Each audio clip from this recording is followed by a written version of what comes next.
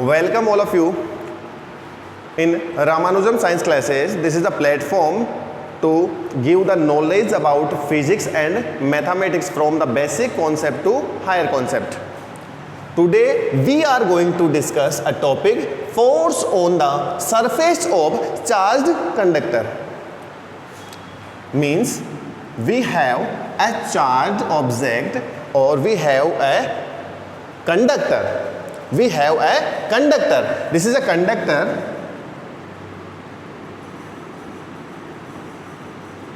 If you charge this conductor, the total charge will equally distributed or uniformly distributed on the surface of this conductor. Means you are going to charge this conductor, the total charge will uniformly distributed on the surface of conductor. You can see the charge distribution is surface charge distribution, because total charge will distributed only on surface. There isn't any charge exist in the volume of this conductor. You all know this point very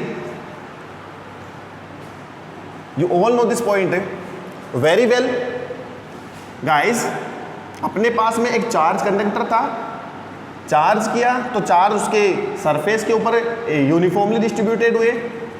now अब आपको पता है कि ये वाला जो charge conductor है उसकी सरफेस के ऊपर जो इक्वल मींस लाइक चार्जेस है, ये वाला चार्ज, इस वाले चार्ज को फोकस करो, आप इस वाले चार्ज को फोकस करो. इस वाले चार्ज के ऊपर कौन कौन से चार्ज है जो फोर्स अप्लाई कर रहे हैं? एक तो ये वाला, एक ये वाला इधर की ओर अप्लाई करेगा, ये वाला इधर की ओर अप्लाई करेगा. जो साइड में चार्जेस आ रहे हैं, दी चार्जेस, इनके कारण यहां पर जो फोर्स अप्लाई होगा वो मैग्नीट्यूड में तो इक्वल होगा बट डायरेक्शन में ऑपोजिट होगा, जिसके कारण जो साइड चार्जेस के कारण फोर्स अप्लाई होता है, यहां पर नेट फोर्स वो जीरो यहां पर मिलता है अपने को, साइड चार्जेस के कारण. इसके कारण और इसके कारण देखो, ये वाला इधर की ओर लगाएगा और ये वाला इधर की ओर इसको रिपेल करेगा, इसलिए इनके कारण जो रिजल्टेंट फोर्स होगा इस चार्ज के ऊपर वो जीरो होगा. बट आप यहां पर कंसीडर करो दूसरी साइड वाला, देखो यहां वाला चार्ज इसको रिपेल करेगा नहीं करेगा? यहां वाला चार्ज जो मैंने यहां पर एक सर्किल में ड्रॉ किया हुआ है, यहां वाला चार्ज इसको रिपेल करेगा नहीं करेगा? बिल्कुल रिपेल करेगा. तो उसकी डायरेक्शन क्या होगी? रिपल्सिव फोर्सेस की ये डायरेक्शन होगी. अब सिमिलरली ये वाला चार्ज भी इसको रिपेल करेगा, तो इसकी डायरेक्शन क्या होगी? ये वाली होगी. इसका मतलब आप तो अभी ये दो को ही कंसीडर कर रहे हो, यहां पर तो बहुत सारे कंसीडर हो सकते हैं. मींस इसको भी यहां पर आउटर साइड में एक फोर्स अप्लाई होगा, इसको भी एक आउटर साइड में फोर्स अप्लाई हुआ, इसको भी एक आउटर साइड में फोर्स अप्लाई हुआ, इसको भी एक आउटर साइड में फोर्स अप्लाई हुआ. और जितनी भी सरफेस है, सरफेस के जितने भी पॉइंट अपन कंसीडर कर रहे हैं कंप्लीट सरफेस के ऊपर, उन सब पॉइंट के ऊपर एक आउटर साइड में एक फोर्स अप्लाई होगा नहीं होगा?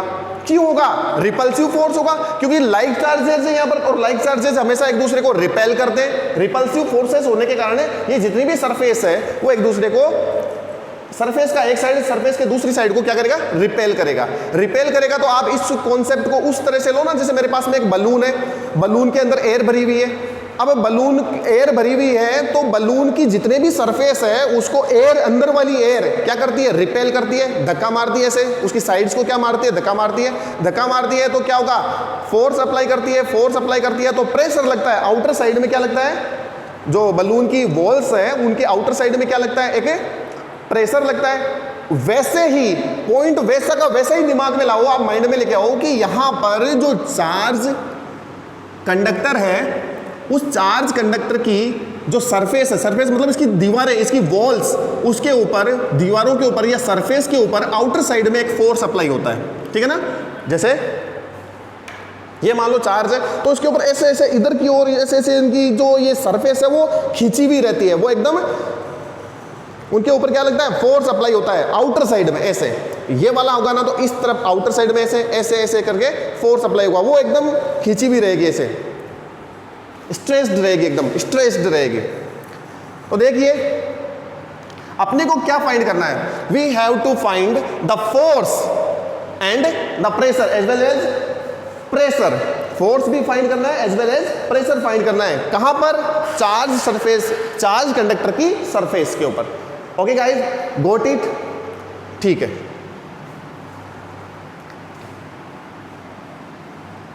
अब देखो अपन क्या करने वाले हैं। अपने को यहां पर कुछ चीजें अपने को पता है कि चार्ज सरफेस के कारण कितना इलेक्ट्रिक फील्ड जनरेट होता है। वो सब कॉन्सेप्ट अपन काम में लेके यहाँ पर इसकी सरफेस के ऊपर लगने वाले फोर्स और प्रेशर को कैलकुलेट कर लेंगे। बहुत इजी है, बहुत इजी है और स्टेप बाय स्टेप आपको फॉलो करना है। अब मैं यहाँ पर थ्योरी का कुछ पोर्शन है वो लिख देता हूँ,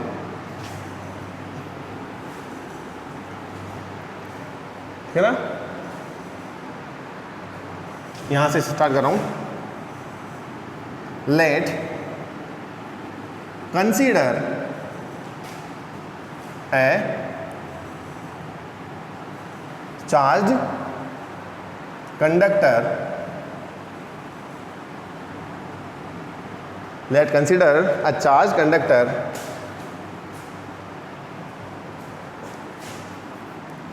we know that the total charge on charged conductor is uniformly distributed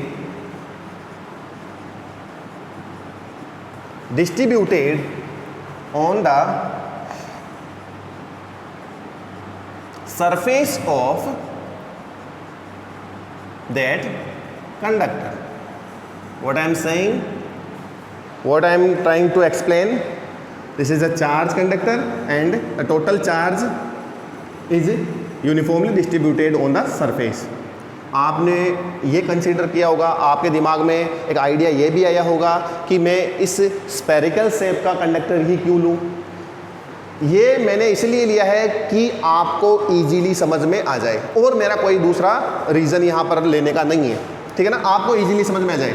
आप चार्ज एक शीट भी ले सकते हो, आप एक चार्ज एक प्लेट भी ले सकते हो, ऐसा भी ले सकते हो, लेकिन आपको केवल और केवल इजीली समझ में जाए तो इजीली समझने के लिए मैंने इस शेप का ये लिया है। दूसरे जो अपन ने फिगर लेंगे या दूसरा जो अपन टाइप का चार्ज कंडक्टर लेंगे तो उसमें इजीली आपको समझ में नहीं आएगा। उसको इमेजिन करना है थोड़ा सा मुश्किल होगा। उसमें किस प्रकार से, किस टाइप से मैं चार्ज को डिवाइड करूं, किस प्रकार से उसके ऊपर फोर्स को डेराइव करूं, तो वो थोड़ा सा डिफिकल्ट रहेगा प्रोसेस, इसलिए मैंने ये लिया है। आप इसको स्फेरिकल भी मान सकते हो, ठीक है ना। Uniformly distributed on the surface of that conductor. Okay guys,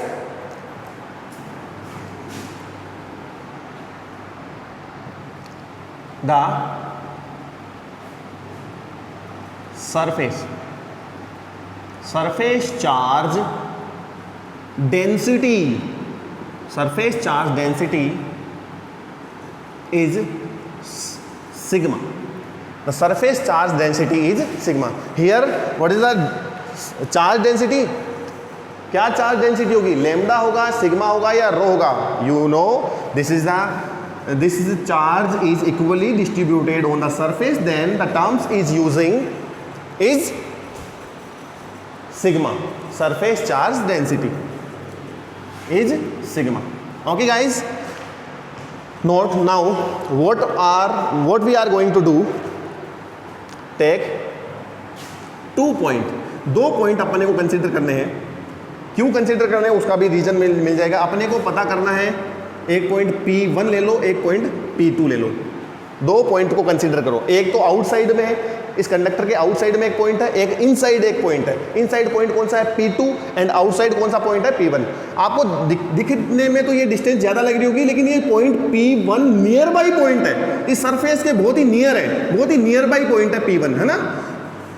आप फिर क्या करो, पॉइंट कंसीडर कर ले। आपने यहाँ पर एक एरिया एलिमेंट कंसीडर किया, आपने एक एरिया एलिमेंट इस चार्ज कंडक्टर की सरफेस पे कंसीडर किया। एरिया एलिमेंट है AB, ठीक है ना। तो मैं इस पूरे के पूरे कंडक्टर को क्या नाम दे रहा हूँ? A, B और C। पूरे का पूरा कंडक्टर क्या है? A, B, C।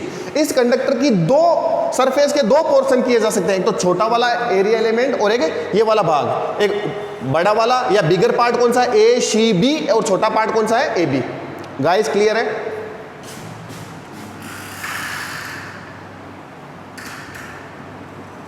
Consider the two portion of the surface of conductor, surface of conductor. First one is AB and second one is ACB. AB small area element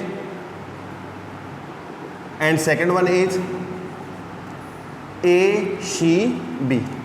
guys clear है आपको कि आपने दो area element इसके ऊपर consider किए। Now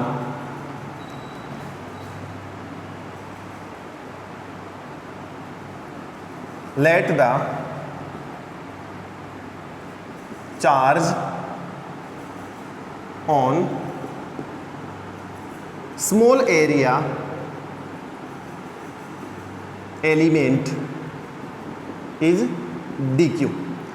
what I am saying, आपने दो पोर्शन कर लिए, स्टेप बाय स्टेप फॉलो करो कि आपने क्या किया। ये सब कुछ लेने के बाद में दो पॉइंट कंसीडर किए, P1 और P2। P1 पॉइंट कहाँ है, आउटसाइड है। P2 पॉइंट कहाँ है, इनसाइड है।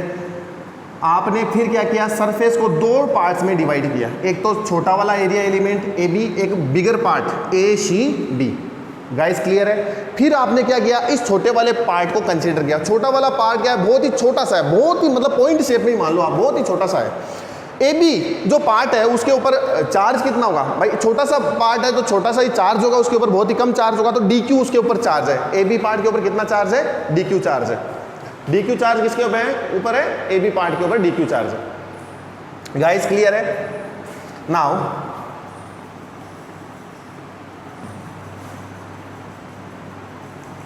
टोटल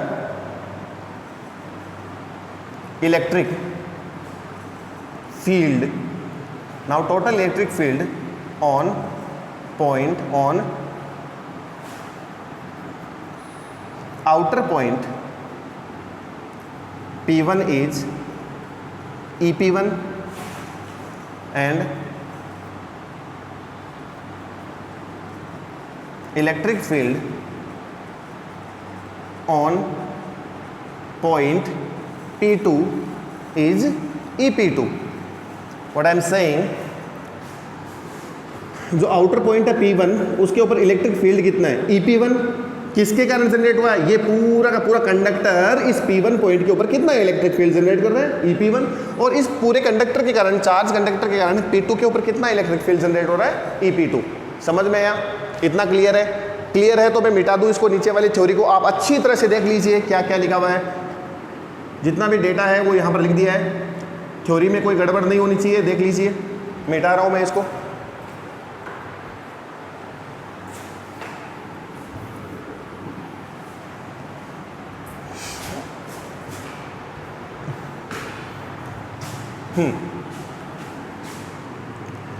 इस पॉइंट P1 के ऊपर कौन कौन से इस कंडक्टर के पोर्शन है, कौन कौन से यहां पर सरफेस के दो पोर्शन है जो P1 के ऊपर इलेक्ट्रिक फील्ड जनरेट कर रहे हैं। ओके गाइस, मैं यहां पर लिख देता हूं, let the electric field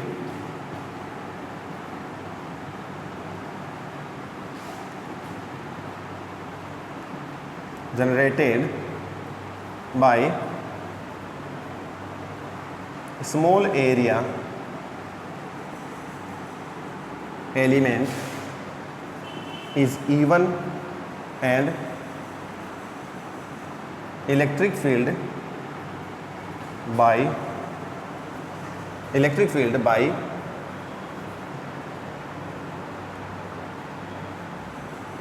rest of the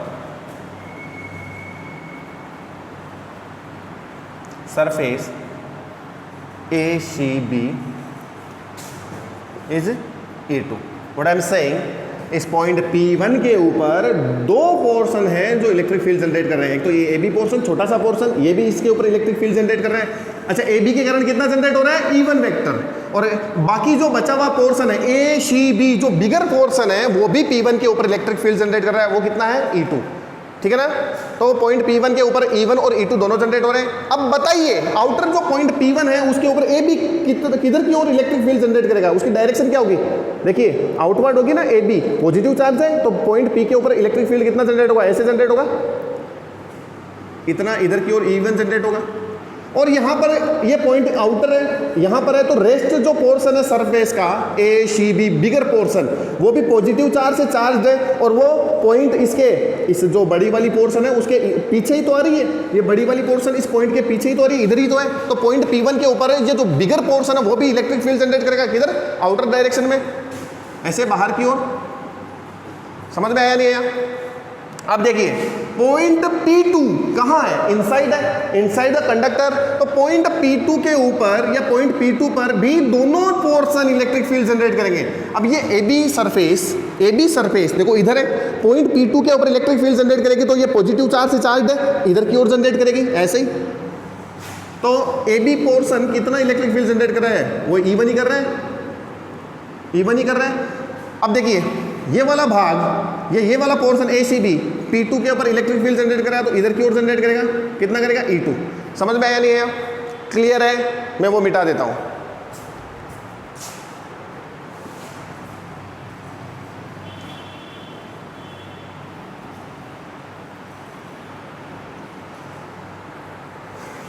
Guys, pay attention on the board.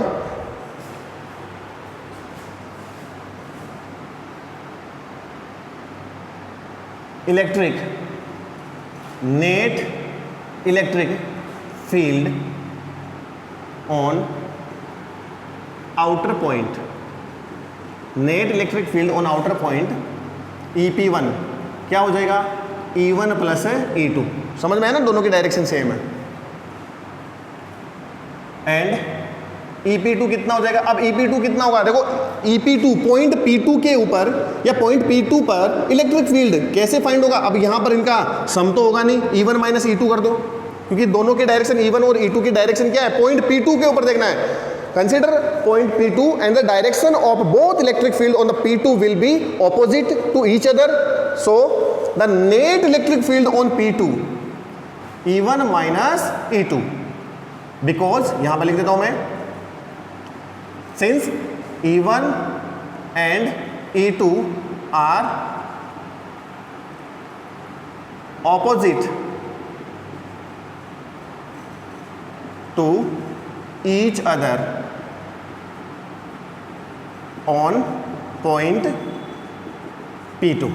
Guys clear है? ये मैंने इसका रीजन लिख दिया है, माइनस क्यों आया। अच्छा, यहां पर ये मान लो E1 भी इधर ही लग रहा होता और E2 की डायरेक्शन भी सेम होती, तो P2 पॉइंट पर भी नेट इलेक्ट्रिक फील्ड कितना होगा? E1 प्लस E2 ही होता। बट यहां पर डायरेक्शन एक दूसरे के क्या है? जस्ट अपोजिट है, इसलिए ये पोर्शन अपन ने या ये इक्वेशन अपन ने यहां पर लिखी है या समझी है। अब देखना, we know that, very important चीज मैं बता रहा हूं, अपन ने पढ़ी हुई है, that the electric field on the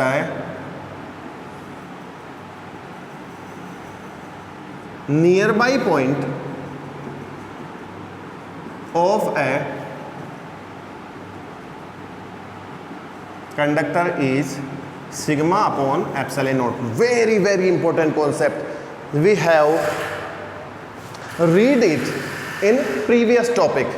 अपन ने पहले वाले टॉपिक्स में एक चीज पढ़ा था कि किसी कंडक्टर की सरफेस के नियर बाई पॉइंट, किसी कंडक्टर प्लेट थी अपने पास में या कोई कंडक्टर था, कंडक्टर की सरफेस के नियर बाई पॉइंट के ऊपर, ये कंडक्टर की सरफेस ही तो है, देखो ये पूरा कंडक्टर की सरफेस, इस सरफेस के नियर बाई पॉइंट ये वाला लिया था, उसके ऊपर इलेक्ट्रिक फील्ड कितना था सिग्मा अपॉन एप्सिलॉन नॉट। अपन ने पढ़ा ये चीज, देखो यही पढ़ा ना, ये कंडक्टर लिया था अपन ने,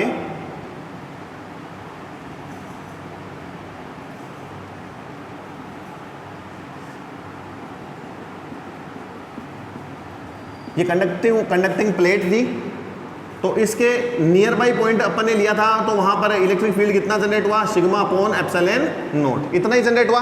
क्लियर है ये पॉइंट? तो ये भी तो कंडक्टर ही है, और ये पॉइंट P1 भी तो इसके नियर बाई पॉइंट है। बताने के लिए तो मैंने थोड़ा सा डिस्टेंस पे लिया, लेकिन ये नियर बाई पॉइंट ही है। पॉइंट P1 के ऊपर इलेक्ट्रिक फील्ड कितना जनरेट हो रहा है, सिग्मा अपॉन एप्सिलॉन नॉट ही तो जनरेट हो रहा है। ये अपन बहुत अच्छी तरह से जानते हैं, ठीक है ना। प्रीवियस पॉइंट में या जो लास्ट पॉइंट अपन ने पढ़े थे उनमें आया था ये। सो नियर बाई पॉइंट कौन सा कंसीडर करें यहाँ पर, पॉइंट P1, तो P1 के ऊपर, पॉइंट P1 के ऊपर इलेक्ट्रिक फील्ड कितना होगा, सिग्मा अपॉन एप्सिलॉन नॉट। समझ में आया? गॉट इट और नॉट गाइस? मैं यहां पर लिख सकता हूं E1 plus E2 that is equal to sigma upon epsilon naught by above equation EP1 that is equal to E1 plus E2 and EP1 is equal to sigma upon epsilon naught, so that E1 plus E2 EP1 ही है, वो ही किसके equal होगा, sigma upon epsilon not के equal होगा नहीं होगा? होगा नहीं होगा? कमेंट करके मेरे को फटाफट बताना ये होगा। आगे बढ़ते हैं, क्लियर है इतना? अभी देखिएगा,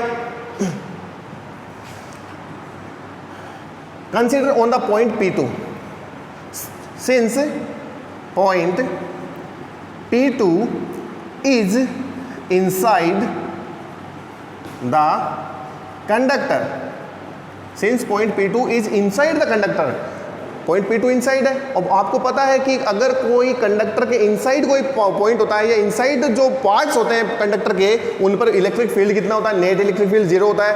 ये भी अपन ने प्रीवियस टॉपिक जो अपन ने डिस्कस किए थे, जैसे कंडक्टिंग स्फीयर था, कंडक्टिंग स्फेरिकल सेल थे, कंडक्टिंग स्फेरिकल सेल था जिसको अपन ने बोला था होलो स्फीयर बोला था, उनमें अपन ने कंसल्ट किया था, डिस्कस किया था कि जो इलेक्ट्रिक फील्ड होता है किसी भी कंडक्टर के इनसाइड या वॉल्यूम के अंदर इलेक्ट्रिक फील्ड का वैल्यू कितना होता है, 0 होता है। तो ये पॉइंट P2 भी तो इस कंडक्टर के अंदर ही तो आ रहा है, इनसाइड ही तो आ रहा है, तो पॉइंट P2 के ऊपर इलेक्ट्रिक फील्ड कितना होगा, 0 होगा। तो मैं अपन point P2 is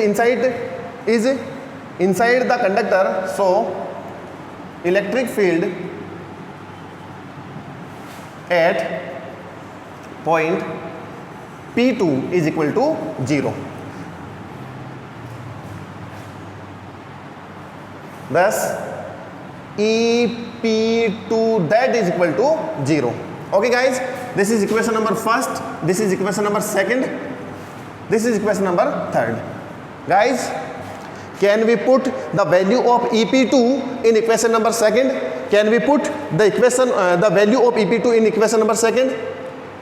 We can put.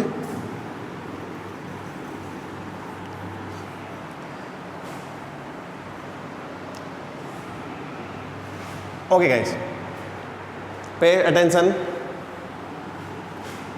0 E1 minus E2, so E2 will be equal to E1. From this equation, from this result, we can calculate E2 is equal to E1. Put E2, put E1 is equal to E2 in equation number first. Now consider equation number first. Can we put the value of E2 instead of E1? E1 की जगह E2 की value put कर सकते हैं क्या? बिल्कुल कर सकते हैं, दोनों क्यों, दोनों इक्वल ही है इसलिए।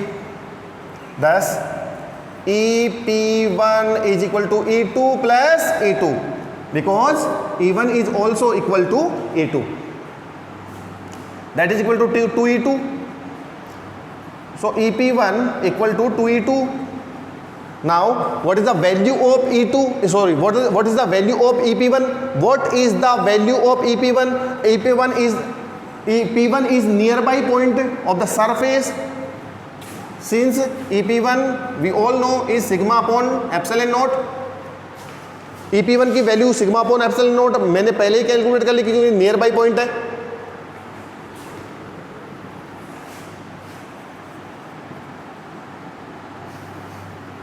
कितना होगा 2E2 और वो बराबर होगा सिग्मा अपॉन एप्सिलॉन नॉट। अच्छा इसको EP1 EP2 को इसको EP1 को E बोल दें क्या, बार बार परेशानी होने में दिक्कत आ रही है तो EP1 को E बोल दें, इलेक्ट्रिक फील्ड ही है ये। कितना होगा इस दोनों जो अपने रिजल्ट आए उनसे E2 का वैल्यू आएगा sigma upon 2 epsilon not. Clear है क्या? बहुत अच्छी तरह से देख लेना E2 का वैल्यू कितना है, इक्वेशन नंबर 4। गाइस क्लियर है?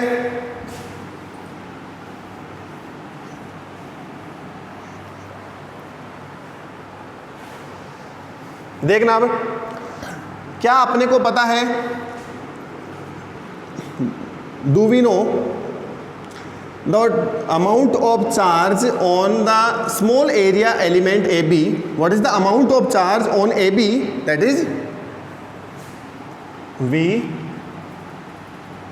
know that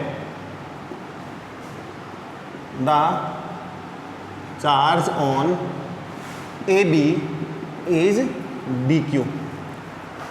AB के ऊपर कितना चार्ज लिया है स्टार्टिंग में अपन कंफर्म करके चलेंगे। AB के ऊपर बहुत थोड़ा सा चार्ज कितना है, dq चार्ज है। अब बताओ ये जो E2 जनरेट हुआ है, E2 जनरेट हुआ है वो बिगर पोर्शन के कारण जनरेट हुआ है। ये जो सरफेस का दो पोर्शन किया था, एक तो छोटा वाला AB एक बड़ा वाला ACB, तो ACB के कारण कौन सा इलेक्ट्रिक फील्ड जनरेट हुआ है, E2 जनरेट हुआ है। अब E2 इलेक्ट्रिक फील्ड की डायरेक्शन क्या है, E2 इलेक्ट्रिक फील्ड की डायरेक्शन ये है। अब E2 इलेक्ट्रिक फील्ड के रास्ते में कौन आ रहा है, AB ये जो स्मॉल एरिया एलिमेंट है ये E2 के रास्ते में ही तो आ रहा है, उसके पाथ में ही तो आ रहा है। तो E2 ये जो स्मॉल एरिया एलिमेंट के ऊपर जो चार्ज है dq, क्या चार्ज को इलेक्ट्रिक फील्ड के कारण फोर्स एक्सपीरियंस नहीं होता क्या? क्या किसी चार्ज को इलेक्ट्रिक फील्ड के कारण फोर्स अप्लाई होता है क्या? बिल्कुल अप्लाई होता है। तो dq जो चार्ज है इस AB सरफेस के ऊपर या AB स्मॉल एरिया एलिमेंट के ऊपर, उस पर फोर्स अप्लाई होगा किसके कारण? इलेक्ट्रिक फील्ड जो E2 है उसके कारण। समझ में आया ना? So the force on small area element, small area element बोल दो, और charge dq by electric field E2 is F। अब F को क्या हुआ है भाई, E2 के कारण इस AB सरफेस के ऊपर फोर्स अप्लाई हुआ, कितना अप्लाई हुआ? छोटा सा ही सरफेस है, थोड़ा सा ही फोर्स अप्लाई हुआ भाई, बिल्कुल छोटा सा एरिया एलिमेंट है तो थोड़ा सा ही फोर्स, बिल्कुल बहुत ही स्मॉल अमाउंट ऑफ फोर्स यहाँ पर जनरेट होगा। तो कितना जनरेट होगा? dF जनरेट होगा। और कितना फोर्स अप्लाई होता है भाई इलेक्ट्रिक फील्ड के कारण किसी चार्ज के ऊपर कितना फोर्स अप्लाई होता है? चार्ज इंटू इलेक्ट्रिक फील्ड कितना होगा? dq into E2। ये फॉर्मूला कहाँ से है? Since we know that E is equal to होता है F अपॉन Q। तो F बराबर कितना होता है? F इज इक्वल टू कितना होता है? QE। तो इसी प्रकार से यहाँ पर Q की जगह क्या है? Q की जगह dq है। और इलेक्ट्रिक फील्ड कितना अप्लाई हो रहा है इस सरफेस के ऊपर? देखो इधर को क्या अप्लाई हो रहा है? E2 अप्लाई हो रहा है। ये हो जाएगा नहीं हो जाएगा? देख लीजिए अच्छी तरह से। So dF, what is the value of E2? What is the value of E2 by equation number 4? Sigma upon 2 epsilon naught. Is it clear to you? Clear है? देखो since we know that sigma is equal to dq upon ds, what is the area of small element? बहुत ही छोटा सा area होगा इस AB area element का area क्या होगा? ds होगा। और ds एरिया एलिमेंट के ऊपर चार्ज कितना है? dq है। तो मैं अगर कैलकुलेट करना चाहूं surface charge density AB surface के लिए, तो सिग्मा का वैल्यू कितना आएगा इसके लिए? AB जो सरफेस एरिया एलिमेंट है उसके लिए dq upon ds। Can we put dq is equal to sigma ds? देखिए इससे can we put dq is equal to sigma ds? कर सकते हैं। अब आओ इक्वेशन में पुट कर दो। सो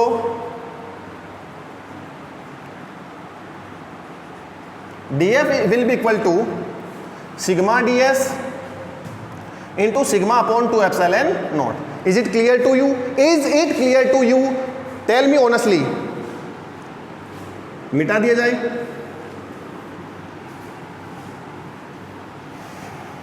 Here, यहां से लिख लेते हैं df is equal to sigma square upon 2 epsilon naught, sigma into sigma square upon 2 epsilon naught into ds. समझ में आया? अब अपने को क्या करना है, मेरे को इस छोटे से एरिया एलिमेंट के ऊपर इलेक्ट्रिक फील्ड के कारण कितना फोर्स अप्लाई हो रहा है उसका फॉर्मूला मिल गया है। लेकिन मेरा फाइनली टारगेट क्या रहेगा, फाइनली मेरा एम क्या है, force on the complete surface of charge conductor, complete surface के ऊपर कितना फोर्स अप्लाई हो रहा है वो फाइंड करना है। तो अपने को स्मॉल अमाउंट ऑफ फोर्स तो मिल गया है, लेकिन complete amount of force find करने के लिए मेरे को स्मॉल जो है उसका क्या करना पड़ेगा, इंटीग्रेशन करना पड़ेगा। गॉट इट और नॉट? स्मॉल से कंप्लीट फाइंड करने के लिए अगर आपको पढ़ाया तो बहुत ठीक है, नहीं पढ़ाया तो इस कॉन्सेप्ट को माइंड में रखना। स्मॉल कॉन्सेप्ट से या स्मॉल अमाउंट से कंप्लीट अमाउंट किसी चीज का पता करना है, किसी फिजिकल क्वांटिटी को पता करना है, तो स्मॉल जो अमाउंट है उसका इंटीग्रेशन करना पड़ता है। क्या करना पड़ता है? Integration. Now the total force on surface of conductor, total force that is by integration, bye integration कर दो, फिर इस तरफ होगा तो इस तरफ भी हो जाएगा, दोनों साइड होगा, sigma square upon 2 epsilon naught ds. Is it clear to you? This d will cancel out the integration.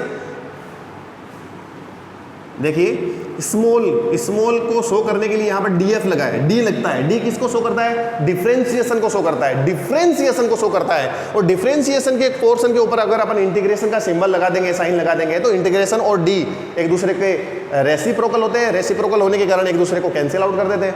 तो यहां पर वैल्यू क्या रहेगी, फिर ये रहेगी। तो यहां पर देखो सिग्मा क्या है, सिग्मा सरफेस चार्ज डेंसिटी है, क्या रहेगी? कांस्टेंट रहेगी। एप्सिलॉन नॉट क्या है? कांस्टेंट है, क्योंकि मैं चार्ज को चेंज थोड़ी कर रहा हूँ, इसके चार्ज को तो एक बार चार्ज कर दिया तो वो वही चार्ज है, तो सरफेस चार्ज डेंसिटी तो वही रहनी है, कांस्टेंट ही रहनी है।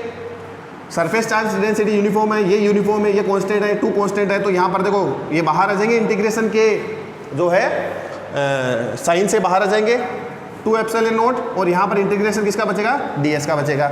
Is it clear to you? ये आ गया है एक फॉर्मूला, ये आ गया है एक फॉर्मूला किसका? Total force on the charge, total force on the surface of charge conductor. समझ में आया? अब आपको क्या करना है, इसी को थोड़ा सा सिग्मा की वैल्यू अपन रख देंगे। सिग्मा की वैल्यू क्या रख देंगे? सिग्मा की वैल्यू रख के इसका थोड़ा सा अलग फॉर्म भी अपन जनरेट कर सकते हैं। Is it clear to you? मैं इधर वाला हटा रहा हूं। देखिए अपन ने बोला था कि जो पॉइंट P1 के ऊपर जो इलेक्ट्रिक फील्ड जनरेट हुआ है E, वो कितना था? Sigma upon epsilon not. यहाँ पर जो नियर बाई पॉइंट है उसके ऊपर इलेक्ट्रिक फील्ड कितना जनरेट हुआ? ये जनरेट हुआ। तो since E is equal to क्या है? Sigma upon epsilon naught. भाई यहाँ पर भी अपन देख रहे हैं इस सरफेस के ऊपर कितना इलेक्ट्रिक फील्ड है? E है। इस सरफेस के ऊपर वही यहाँ पर वो जितना होगा नियर बाई पॉइंट के ऊपर वहाँ यहाँ पर भी उतना ही हुआ है। तो E कितना है? Sigma upon epsilon naught. तो भाई कितना हो जाएगा? सिग्मा हो जाएगा E into epsilon naught. Can we put this relation, this value in above formula? रखिए। So F is equal to E square epsilon naught का square upon 2 epsilon naught ds। Agree कर रहे हो क्या? यहां पर आएगा हाफ एप्सिलॉन नॉट, देखो ये कटेगा एक बार, एप्सिलॉन नॉट E स्क्वायर, किसका वैल्यू आया? F का, और साथ साथ में इंटीग्रेशन किसका चल रहा है? सरफेस का इंटीग्रेशन। अब सरफेस का इंटीग्रेशन आप यहाँ पर पॉइंट टू बी नोटेड, अगर सरफेस जो ds पोर्शन था, यहाँ पर इसका एरिया कितना था? स्मॉल एरिया अमाउंट एलिमेंट का ds था। अगर आप ds का इंटीग्रेशन कर दोगे तो कंप्लीट सरफेस आ जाएगी। कंप्लीट सरफेस क्या होगी? अगर मैं इसको स्फेयर कंसीडर कर रहा हूं, अगर मैं इसको स्फेरिकल शेप कंसीडर कर रहा हूं, तो कंप्लीट सरफेस क्या होती है? स्फेयर की कंप्लीट सरफेस होती है 4 पाई आर स्क्वायर। बट अगर मैं इसको स्फेयर ना मान के कोई दूसरे शेप का कंडक्टर मान लूं, तो एस का वैल्यू अलग अलग हो सकता है, अलग अलग हो सकता है। तो आप इसको, इस पोर्शन को डीएस के इंटीग्रेशन के रूप में ही छोड़ सकते हो। गोट इट और नोट? आपको पता होना चाहिए कि ये शेप क्या है। अगर ये शेप स्फेरिकल है तो एस डी से कटने के बाद में क्या आएगा?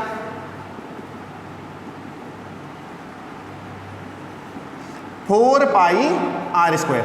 बट ये हमेशा कंफर्म थोड़ी कि स्फेयर ही लेंगे, कंडक्टर किसी भी शेप का हो सकता है। तो मैं इसको बोलूंगा कंप्लीट सरफेस, ठीक है ना, इंटीग्रेशन ऑफ डीएस। ये दूसरा फॉर्मूला आ जाएगा फोर्स का, ठीक है ना।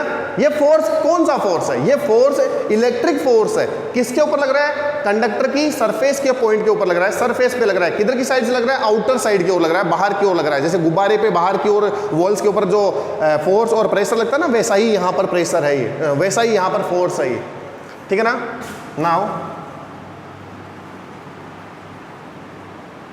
प्रेशर, प्रेशर क्या होता है? Since we know that P is equal to force upon area, force upon area, ये फॉर्मूला सबको पता है।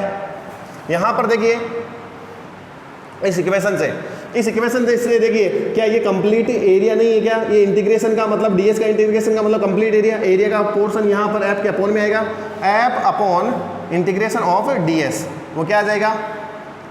Half epsilon naught E square. Agree कर रहे हो क्या? ये मल्टीप्लाई में आ रहा है, मल्टीप्लाई में आ रहा है, तो जो साइड चेंज होगी, साइड चेंज होती है, ये एफ के अपॉन में आ जाएगा, एफ के अपॉन में आते ही इस प्रकार से। क्या ये एग्री कर रहे हो क्या? मिटा दे रहा हूं मैं इधर वाला। तो यहां पर क्या होगा? क्या मैं इस स्टेप को लिख सकता हूं?